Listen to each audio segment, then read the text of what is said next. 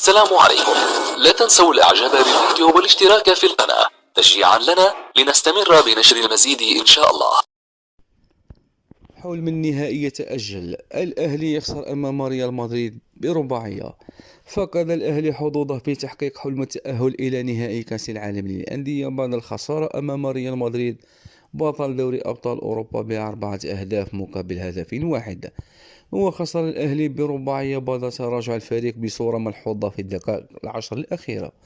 وتقدم ريال مدريد على ملعب مولاي عبد الله في مدينة الرباط في الدقيقة 42 عن طريق فينيسيوس جونيور، بينما عزز فالفيردي التقدم للفريق الملكي في الدقيقة 46 مع بداية الشوط الثاني. وقلص الأهلي الفارق في الدقيقة 65 من ركلة جزاء سددها علي معلول، بينما حسم رودريغو بطاقة التأهل بهدف ثالث في الدقيقة 93 ليقتل حظوظ الأهلي. وعزز سيرجيو أريباس بهدف رابع من أول لمسة في الدقيقة الأخيرة.